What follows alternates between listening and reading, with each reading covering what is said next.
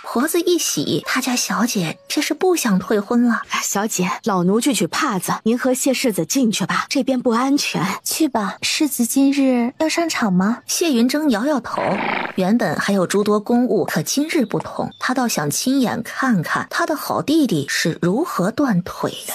弟弟向来顽劣，此次是以府里的名义发出邀请，我来盯着些，免得生出乱子。世子和弟弟感情真好。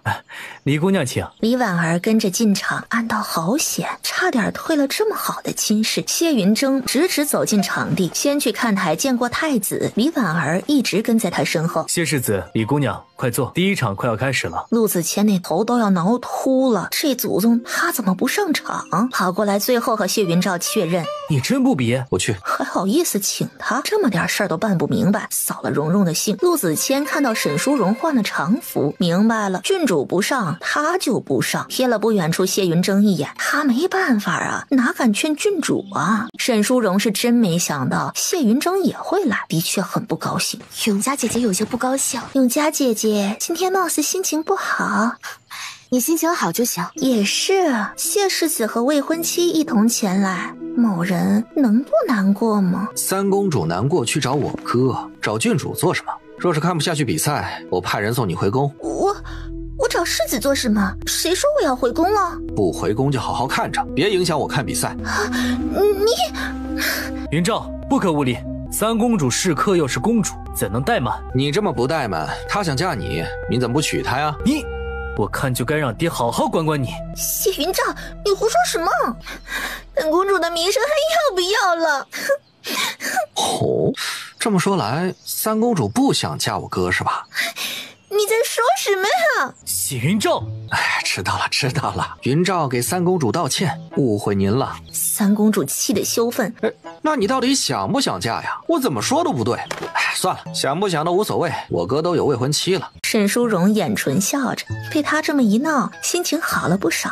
是啊，已经定下来的事，都别争论了，徒增烦恼。三公主没脸待下去，起身就要跑。四公主急忙把人拉住，对她摇了摇头，是她让太子皇兄带他们来的。先走不好，其实他心里也难受，他这般维护永嘉。李婉儿一直没说话，但看得清楚，三公主、永嘉郡主都是爱慕谢世子的，看来爹娘给他找的夫婿的确如他们所说，很不错。要争也是上场争，咱们坐在这儿还是安心看比赛的好。谢世子，我家小姐马球打得很好，不如你们一起上场比一比。你这丫头一点不谦虚，把你家小姐都卖了。这倒是难得，不如你们兄弟带上各自未婚妻打一场如何？孤手中这把宝石羽扇作为彩头。谢云照询问的目光看向沈淑荣。太子哥哥一起吧，哪有看妹妹表演的道理？好，姑也一起。好，我去更衣。谢云照跟着沈淑荣去马车。淑荣，不想比就不比。没事，我去马车更衣。淑荣放心，有我在，一定能赢。沈淑荣才不稀罕狗屁彩头，只是他不上场，谢云照也不上，不想扫他的兴。这种小事赢不赢的不重要。谢云照点点头，也对。蓉蓉想要扇子，他可以给她更好的。开球后，几人策马而出，谢云照打马快速过去，抢到球就挥了过来，大家都赶去沈淑荣身边。谢云照突然向后一仰，马突然疯了一般向沈淑荣冲出去，无论他如何勒停都不管用。谢云峥本以为到了断腿的戏码，正想看好戏，结果却看到马冲向沈淑荣，吓得急打马奔了过去。谢云照的马依旧停不下来，眼看到了沈淑荣身前，飞身而起，手搂住沈淑荣的腰身跳下去，怕伤到她，踹了沈淑荣马肚，调转了方向，抱着她后背在地上滑了一段才停下来。郡主怎会惊马？云照哥哥。沈淑荣回过神，迅速起来看他情况。我没事。两匹马突然都狂躁起来，前蹄扬起，不断嘶鸣。谢云照撑起身子，加沈淑荣躲开。谢云峥因刚刚的意外心悸不已，险些害了永嘉，随即又疼痛，就差一步，谢云照就会摔下去。来人，把马制服，彻查。是，世子。沈淑荣转到谢云照身后，直接捂住了嘴，眼泪一颗一颗流出。云照哥哥，你的后背……没事，我爹打的比这疼，2天就好了。别管我，快看看你自己有没有伤到。沈淑荣也惊到忘了疼，听他问才觉得左脚腕有些疼。我没伤到，你伤得很严重，要找太医。岁寒、银枝、青竹、青樱已经跑了过来。二爷，郡主，岁寒，拿我的令牌去请太医去鲁国公府。是郡主。那您，我跟云照哥哥去鲁国公府，一起在那儿看。是。沈淑荣扶着谢云照向着场外走，刚走一步，左脚像针扎一般疼，他忍着没出声，怕他心疼。但谢云照一直注意他的情况，见他左脚有些使不上力，直接把人打横抱起。快放我下来，你伤得这么重。我伤的是后背，抱你轻松的很。沈淑荣的眼泪又止不住流出来，是要让他感动死吗？头贴在他身上，眼泪滴入他的衣袖。这场球赛就这样结束了。沈淑荣的马车上，他心疼的要命，谢云照还在笑，他的蓉蓉好关心他，就凭这一点，疼死都值得。哭成小花猫，不好看了。不好看你还娶不娶？娶啊，你什么样我都娶。我真没事儿。这事蹊跷，咱们的马应该是被人动了手脚。我知道，谢云峥不是让人查的吗？还真信他。谢云照一愣，他已经留下青樱，就是让他亲自查的。这么说，是他以为蓉蓉更放心谢云峥。你不信他？以前信他，但自从和你绑在一起，我只信你。我一定不辜负你的信任，会一直护着你。我们要携手一生，所以我也会护着你。两个人之间的温情逐渐升高。谢云照以前浑浑噩噩的活着，在这一刻清醒明了的知道他有了要守护一生之人，而这个人也会护着他。两人回到鲁国公府，这是怎么回事啊？我叫了太医，国公夫人不用担心，世子已经在查马场。好，我去看看太医来了没，先让府医过来看看。长公主府、郡王府等人得到消息，也急急赶来鲁国公府。在看到谢云照后背的伤时，均倒吸了口凉气。可想而知，这伤要是在永嘉身上，他们连想都不敢想。看着这孩子多次护着永嘉的份上，没了任何不满。郡王妃让人回府取上好的药材，要给女婿好好补补。谢云照听到这声女婿，伤就好了一半。太医给他抹伤药，沈淑荣就坐在床边，谢云照只能趴着盯着沈淑荣看，这样就不疼。太医的手不敢重，永嘉郡主一直让轻点儿。蓉蓉，我没事，你别吓着胡太医。养病这半个月，你别出门，也不用读书，就好好趴着，让皮肉慢慢愈合。谢云照闻言紧张，要半个月不见他？我3天就能好，不2天。你急什么？伤成这样，还惦记出门玩啊？不是。沈淑荣刚要问不是什么，突然反应过来，他不会以为他们两个要半个月不见吧？我还想着怕你没意思，今天来陪你解闷呢。既然你这么想出去玩，我不来了。别，我一定好好养伤，你来陪我。好，我每天都来陪你。胡太医无奈地摇摇头，能不能当他是个活人？伸手按住谢云照，老实点儿，给他狠狠上药。国公夫人陪郡王妃等在隔间，闻言尴尬地笑笑。永嘉，胡太医说你的脚腕也需要静养几天。没关系的娘，我们今天就是坐马车直接进来的。郡王妃想敲他脑壳，还能天天拆人门槛吗？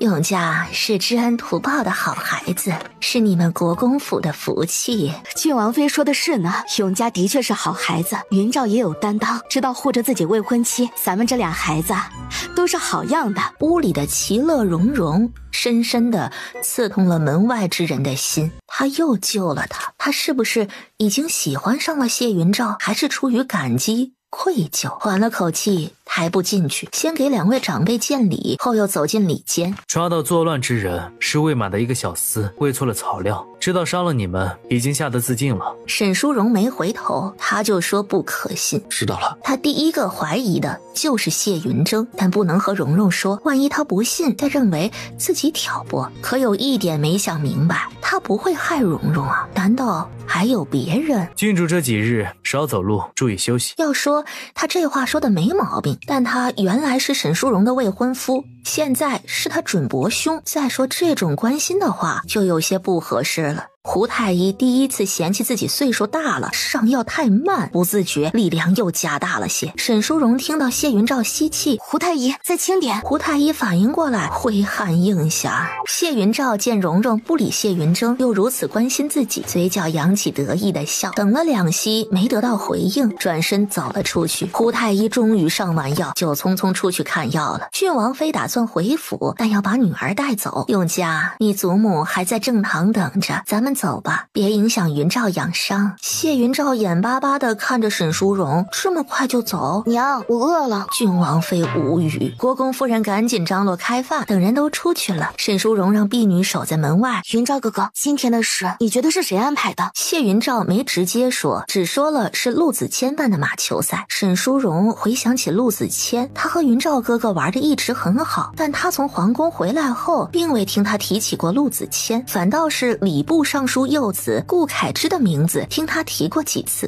云照哥哥，你觉得会是陆子谦吗？不确定，我以后会注意他。我记得你之前常一起玩的顾恺之，怎么最近没见过？他呀，傻里傻气的，不爱带他。沈淑荣一噎，要怎么和他说呢？他后期提到顾恺之，可是语气亲近的很。我觉得陆子谦有点克我。怎么说？上次落水就是他过来后，咱们2个掉下去的。这次又是我们2个都受伤，但他不克你，你们一起玩很多年，只是克我，你是被我连累的。我以后不和他玩了。谢谢云照哥哥，你要是无聊就找顾恺之分人实诚，如此你在外我才能放心啊。我好了就找他玩。好。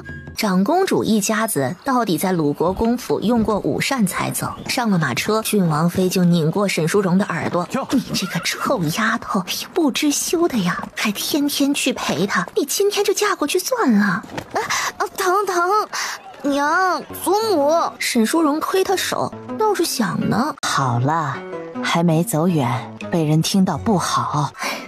娘，您不知道，谢云照后背要上药，他就在那儿盯着看，一会儿嫌胡太医手重，一会儿说天天去陪他。娘，胡太医不会乱说的。哎呀，你都多大了，还治不了他个女娃娃？郡王妃一愣，娘什么意思？沈淑荣也愣住，祖母让娘治自己。你女儿的脚崴了，最少要休养7日。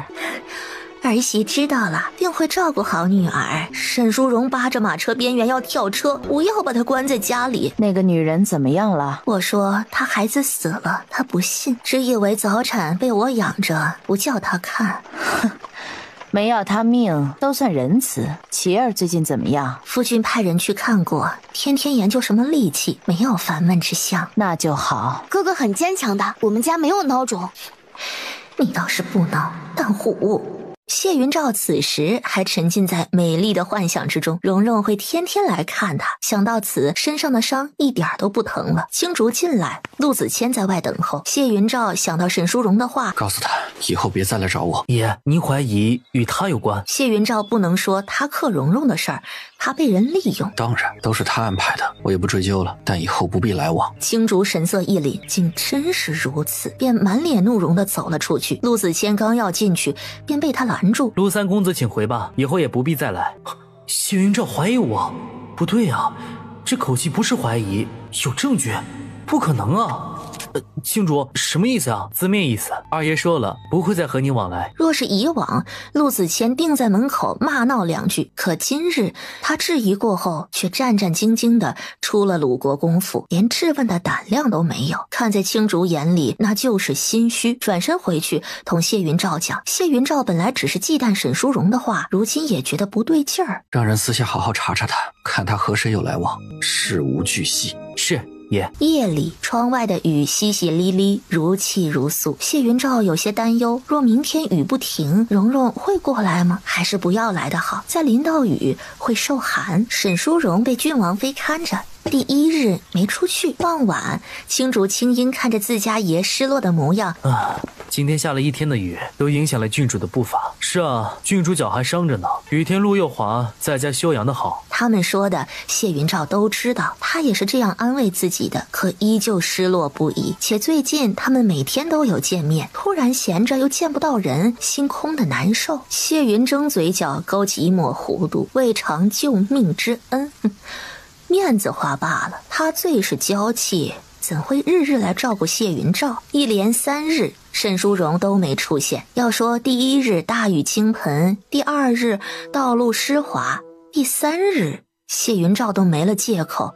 太阳高照，他就坐在屋门边，盯着院门口望眼欲穿。他好想他，要不是还不能穿衣服，他早就冲去找他了。天色渐晚，他今日不会来了。谢云照失魂落魄，走回床上趴着。青英实在看不下去，这2天跑了3趟长公主府，大门都没进去。二爷是为了救郡主才受这么重的伤，就算他不喜欢二爷，出于感激也不应该不露面吧。我再去一趟没用，快到酉时了，哪怕给二爷带句话也是好的。青英没回头，出了院门。青英刚走出来，就看到一辆马车直接停在鲁国公府门前，也没在意，便向着长公主府的方向走去。青英，岁寒，你怎么这个时候过来？主子在马车里，能带我们进去吗？能，赶紧去安排人拆门槛。郡主脚崴了，且这个时辰被看到不好。马车里的人松了一口气，还算顺利。青竹突然看到岁寒扶着一人进来，待看清后激动地敲门。什么事啊？谢云照半死不活的声音传出来，正难受呢。蓉蓉不来，他的伤好疼。二爷，您看谁来了？谢云照没在意，他爹他娘这么晚了，除了府里人还有谁能来？进来吧。谢云照依旧趴着没动，整张脸都对着里侧，不想让人看到他的失落。谢云照没想到来人走这么慢，不耐烦地转过脸。我没事，别来烦我。蓉蓉。谢云照不信，想他想出幻觉了，用力揉揉眼睛。蓉蓉，真的是你啊！沈淑荣听到他说话就没动，此时看到光着上身，心跳不自觉加快。你嫌我烦？怎么可能？我以为是我娘。快步走到他身边。真的是你吗？我以为你不理我了。我娘盯着我养伤，不让出府，我偷着跑出来的。谢云照心软的一塌糊涂，所以不是他不来，而是被挡住了脚步。心里一高兴，直接把人打横抱起。你脚好些了吗？沈淑荣搂着他的脖子，脸颊绯红。他是不是忘了他没穿衣服？好多了。云照哥哥，你快放我下来，我能走的。谢云照哪肯，盼了他3天3夜，终于盼来了，就抱着不撒手。坐进你床上吧，你还要养伤，我陪着你。好。把沈淑荣放在床边，自己也坐在他身旁，盯着他看。3天的郁闷此刻一扫而空。他为了躲开郡王妃，竟然扮作丫鬟。沈淑荣没敢看他，怕控制不住自己，低着头咬着唇，2只食指在眼前转着玩。谢云照见他不说话，怎么了？有什么事让你不高兴吗？你的衣服。对不起，蓉蓉，冒犯了你，我忘了，这就穿。跑去衣架扯下外衫穿上。完了，蓉蓉一定以为他是登徒子。谢云照垂着头丧丧地坐回来，一眼都不敢看他。我3天没来看你，你是不是生我的气了？没有，我怎么会生你的气？那我们扯平，我也不生你刚刚的气。2人坐得近，谢云照被他笑得迷了眼，想把人搂在怀里紧紧地抱着。云照哥哥，你在想什么啊？想抱你。沈淑荣惊讶，这么不含蓄？抱歉，蓉蓉，我。沈淑荣捂住他的嘴，伸手抱住他。我知道，受伤的人需要安慰，何况你是为了我才受伤。男人惊呆了，他这次不是晕，不是害怕，也不是不小心，而是真真正正主动抱了他，紧紧地回抱住他。抱着你就不疼了。沈淑荣闭上眼，感受他身上的温热。谢云照一想到婚期还有1个多月，就急得不行。他们现在不该这样的。屋子里静悄悄，外头的岁寒、青竹、青英聊天。郡王妃和郡主同吃同住，那你们怎么出来的？我们郡主偷偷请了郡王来接郡王妃，天也晚了，郡王妃这才放心的跟郡王回去。郡主胆子可真大，这个时辰不怕外人看到？怕呀，才这样打扮的。青竹青樱心里的怨气消散，原来不是爷一个人单相思。已经有12刻，再待下去。岁寒也着急，怕被府里发现，但他知道主子这几天有多想姑爷。郡主心里有数。二人点点头，主子的事不是他们能掺和的，但几人都很开心。两个人紧紧地搂在一起，那份思念终于缓解一些。抱着抱着，沈淑荣开始调皮，一会儿摸摸他的喉结，一会儿描绘他的下颌线。谢云照捉住他的手，握在手心，再让他摸下去，他怕会丢人。怎么不能碰吗？不是，等以后的。好吧，再让你抱一会儿，我就要走了。抱着你伤真的不疼了。昭辉院书房，来了多久？世子爷有一炷香了。岂有此理！谢云照到底懂不懂礼义廉耻？世子爷，二爷身上的伤不轻，想必是在看伤吧？求您别动怒，我现在也做不了什么呀。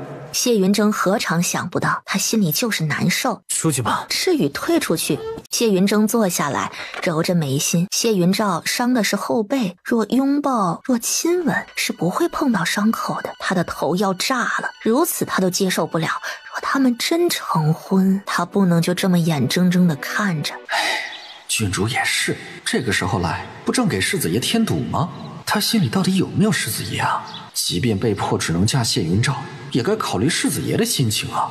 突然门从里侧打开，去临风居。赤羽瞪大眼睛，世子爷要是看到不该看的可怎么办呢？临风居的小厮跑进院传话，岁寒赶紧去敲门，青竹前来相迎。世子爷，二爷正在休息，滚开！郡主，世子来了。原相拥的二人已经分开，听到他来都很不满，扫兴。看看这是什么？送给我的。沈淑荣颔首，当然。谢谢。你别忙这些，小心累到。我知道，会注意的。明天还能来吗？没人管门外。砰的一声，屋门被踢开，青竹和青樱跟在他身后进了屋子。对不起，二爷，我们没拦住世子。谢云峥狭长深邃的凤眸紧紧盯着二人牵在一起的手。世子可真是有礼貌。天不早了，郡主该回府了。她是我未婚妻，不用你管。沈淑荣不想影响谢云照养伤的心情，也不想鲁国公夫妇对他有微词。云照哥哥，确实该走了，我争取明天再来看你。好，那我明天等你。一旁的岁寒赶紧上前扶着沈淑荣往屋外走去。等人彻底出了院子，他向床边走了几步。你知不知道现在什么时辰？他的名声你都不考虑吗？你们这般孤男寡女。行了，别在这儿跟我讲什么大道理。换成别的姑娘来看我，你会来管闲事？她是郡主，不是普通姑娘。她是郡主没错，但她是我未婚妻，我们早晚都会孤男寡女共处一室。难道世子次次都要来我院子里管？现在还不是，她也做过我的未婚妻，但我们从未逾矩过。原本我也没这等荣幸，可惜啊，一场马球赛我成了这般，又是为她这般善良，你知道的，她会心疼，是不？刚从郡王妃的眼皮底下逃脱，就迫不及待来看我。她只是感激你救了她而已，你别得意。不再争辩，甩袖走人。青竹关上门进来。二爷，恐怕他不会甘心放手。不甘心又如何？我不会再让着他。陆子谦怎么处理？谢云照闭着眼思索，辜负他的信任，明知兄弟不和，竟私下与谢云峥勾结，也不知何时开始的。好在只是和他玩，从不提其他。不用处理，留着有用，以后郡主在，不见他。是，二爷，他今日递了帖子，要见吗？谢云照摇摇头，若是对付他，他没错处，落人口舌，就这么放过他，他又不配。先不见，以你的口吻回个口信，让他的人传回去，就说伤到郡主，我正在气头上，等我好了自然会去找他。是，二爷。二爷，暗中保护郡主的人，没想到他会乔装，还要罚吗？哼，这个时辰，岁寒怎会出府？知道了，二爷。没办法，事关郡主，逃不过这顿责罚。谢云峥回到昭辉院途中，突然改了方向。沈淑荣的马车已经走过一条街，忽然停了下来。怎么停了？看到马车前的男人，主子，是谢世子。沈淑荣心底涌起怒气，又找他做什么？有事？你不该这个时辰来的。沈淑荣翻了个白眼。我知道了。谢云峥低垂的眼眸一瞬抬起，他听他的话，心里生出几分期待，会和他说实话吧？你对他是不是动了真心？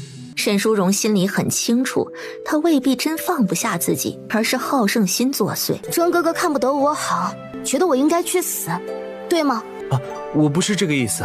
他像哥哥般多次护我，将来和我共度一生的人也是他，我难道要心安理得的不闻不问吗？谢云峥眸光微亮，他的意思是把谢云照当哥哥。原来如此，他真的好怕，好怕他心里不再是自己。我懂了。我们的婚事已经过去了，如今我们只有在远处看着，才能相安无事。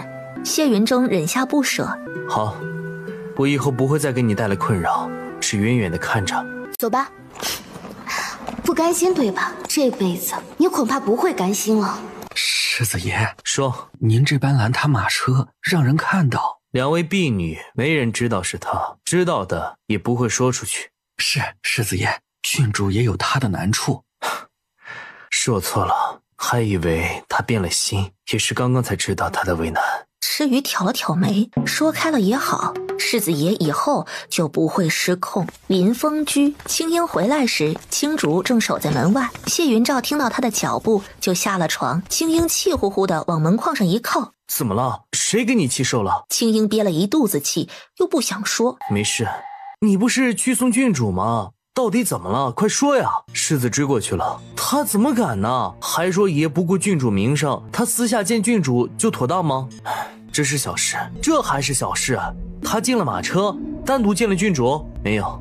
青樱瞪的，要是敢这般，他定现身和他不死不休，管他什么世子，欺人太甚。但是青樱放低声音，凑在青竹耳边说：郡主说只当二爷是哥哥，王二爷多次救他，这事儿别和主子说。我当然知道，幸亏我是暗中护送，否则还听不到他真心话呢。要不是怕二爷担心，我都不想保护他，直接掉头回府了。这件事儿我们早就知道，不是吗？他怎么可能短时间忘掉？哎呀，好了，慢慢就好了。两人只顾着心痛，却不知门内之人已然全然知晓。谢云照默默坐回床榻，明知不该多想，可心好疼。要大度，要洒脱，人在身边就好了。安慰自己几番，谢云照只觉得心底还是疼得厉害。长公主府，哎呀，你看看这傻丫头，天都要黑了才回呀！别在我屋里骂，你去他院里骂他。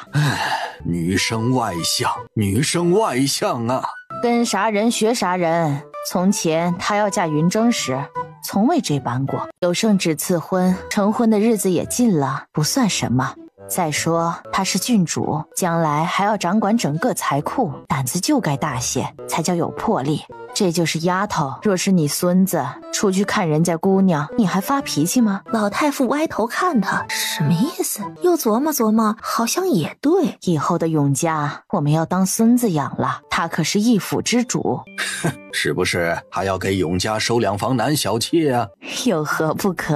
长公主当初是不是也有这种想法？是不是怪我不体贴，没为你操办？没有的事，我有你一个人就够了。一个都哄不过来，老太傅吹胡子瞪他。第2日一早，沈淑荣早早起来，简单梳妆，趁着郡王妃还没来，赶紧让人安排马车出府。谢云照今日黑眼圈不小，之前蓉蓉3天没来，他本就没睡好，昨夜又被青樱带回来的消息惹得失眠，坐在圆桌旁吃早膳，胃口不佳。沈淑荣来时，青竹青樱没有昨天热情，规规矩矩的见过礼，把人请进屋内。沈淑荣进了屋子，只有他们2个人，以为他会无赖的抱住他，结果被规规矩矩的请坐在。沈淑荣看看谢云照，又看看方桌，越看越不对，一夜之间都规矩了？难道昨晚谢云峥说他入了心？云照哥哥，你不疼了？不疼了。谢云照垂眸坐着，内心煎熬，不想让他这般为难，想和他说，怕说了他真的一次不来。不对劲儿，发生了什么事儿吗？瞒着他。他站起来，在屋子里来回走了2圈。谢云照不知道他在做什么，紧盯着他，直到沈淑荣走到房门口。蓉蓉，你去哪？我看你不说话也不疼，我在这意义不大。谢云照快步走过来，一把把人拉进怀里，紧紧地抱着。他在这儿的意义怎能不大？是他贪恋他，感受到呼吸喷洒在脖颈，男人的身体微微颤抖。沈淑荣不知道他在担心什么。出什么事了吗？谢云照摇头，心堵得难受。他顺从本心，是不是又勉强他了？沈淑荣忽然福至心灵，也许谢云峥也找他说了些没用的，所以他听进去了。难怪今天主仆三人态度都不对。如果他这时候解释说心里喜欢的人是他，不说他不信，怕整个大周都没人信。他现在对他不信任，他不生气，但不能给他足够的底气，是自己没做到位，给的偏爱不够多。我怕我娘又来盯我，一大早就跑了出来，早膳都没用。谢云照心里一紧，没用早膳怎行？本想来你这儿用的，可岁寒说国公夫人会笑我，所以我在徐记用的早膳，等到时辰差不多才来。云照哥哥，我是谁啊？从小到大，你看过我为了谁委屈自己吗？谢云照摇头，他不需要在自己面前伪装，甚至无需敷衍。男人因他的解释万分欣喜，沈淑荣满腔的爱意难抑，踮起脚尖亲在他唇角，浅浅一碰就让男人心神激荡。这不是演的，他可不可以也这么想着？头缓缓低下去，他要亲自己了吗？微微仰头，闭上眼。谢云照看到像被鼓舞一般，心跳得厉害。蓉蓉不反感。4片唇瓣距离止于1指时，响起了敲门声，两人赶紧分开站好。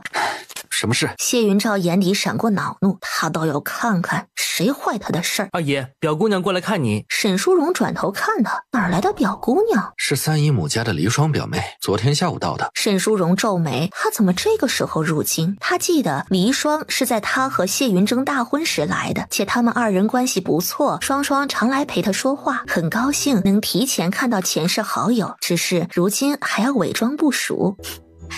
应该是来探望你的，请进来吧。好，请表妹进来吧。门一打开，月白色的衣裙映入眼帘，女子见2人都站在门口，微微惊讶。黎霜见过永嘉郡主，二表哥好。黎姑娘好。表妹进来坐吧。黎霜跟着进去。表妹身体弱，不必一早过来。我听二表哥受了伤，本该先来看望，但昨日到时天有些晚。没事，我这点伤已经快好了。听说二表哥是为了保护郡主才受伤，郡主也感激二表哥，昨天晚上还让人来送补药。沈淑荣有些尴尬，黎霜下午到的，晚上的事儿就知道了。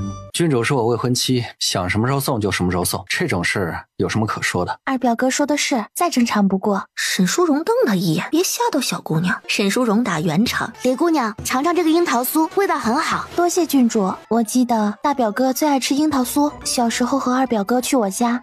快吃吧，提那个死人干什么？表妹倒是比小时候爱说话了。黎霜赶紧把捏着的樱桃酥放进嘴边咬，沈淑荣又弯他，要不是有方桌隔着，就掐他了。怎能如此对待她的好姐妹？虽然她也不喜欢提到谢云峥，但黎霜喜欢，她倒好，霸道的提都不让提。女孩子活泼些，总比闷性子好。多谢郡主，是很好吃。蓉蓉也吃，徐记的酒菜很好，但早餐不如福聚泉，改天我带你去。多谢云照哥哥，这些你熟。还有很多好玩的地方，等我好了都带你去。好啊，那我也可以带云照哥哥去皇家温泉。提起温泉，我听我娘说过，你有一次调皮，郡王妃离开一会儿，你藏了起来，吓得她以为你沉底了。国公夫人怎会知道？我告诉我娘不让说的。吓得你爹从另一个池子里光着膀子就跑了过去。你别笑了，你小时候糗事更多，别怪我不留情面。谢云照才不怕，他倒想听听蓉蓉记得多少。你随便说。我记得你有一次上树。沈淑荣说到这儿不讲了，谢云照思维开始发散，回想间脸逐渐红了起来。不能说。他是不是要说他上树拉屎那次？但他不记得他在啊，而且他当时才3岁，看到也不可能记得。看着沈淑荣的笑，谢云照又开始口干舌燥。刚刚还没亲到，现在场面有椅子上的姑娘拿起茶杯喝茶。表妹怎么还在啊？沈淑荣又想掐他，哪有这样说话的？我听你们聊天有趣。有趣就能一直听？没看到未来表嫂在，不懂给我们留点空间呢。去找你大表哥玩，你不是说他喜欢樱桃酥吗？带着一起去。黎霜这下坐不住了，赶紧起身端起点心就走。黎霜告辞。转身的瞬间，沈淑荣见他红了眼眶，想说些什么挽救一下，可一想到身边这人不靠谱，便算了。而且谢云峥不是轻易能见的，给他这个机会，他也会高兴的。亲自走过去关门，谢云照走回来，好像现在也不合适，没有气氛。蓉蓉，你就是这样对一个小姑娘的？有何不可？去床边坐好不好？你也知道这方桌碍眼了。沈淑荣不动，谢云照蹲着看他。哪里是什么小姑娘，都16了。我也在，有什么？就因为你在，她才应该走得更快。沈淑荣勾勾唇，拉着他坐去床边。怎么说都是女孩子，面皮薄，要好好说话，把人家小姑娘都惹哭了。知道了，再惹哭，一定不让蓉蓉看到。沈淑荣靠在他身前，谢云照揽着他的肩，看吧，就说那丫头耽误事儿。他想办法酝酿被打断的情绪，还没有眉目，又有人敲门。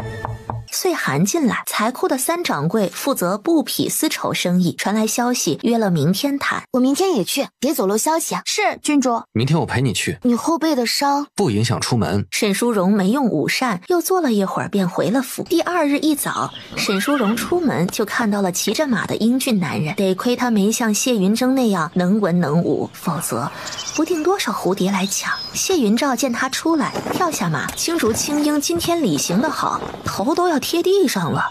快免礼，你陪我坐马车。马车里，谢云照询问今日生意，这可是他第1次参与财库外事，万万不能拖蓉蓉后腿。沈淑荣耐心对待他少有的认真，这种棉布抗寒耐磨，近2年传过来的，但因棉是西南产出，所以运送到最需要的北方很困难。所以蓉蓉想通传后销往北方。今天来就是谈成本价。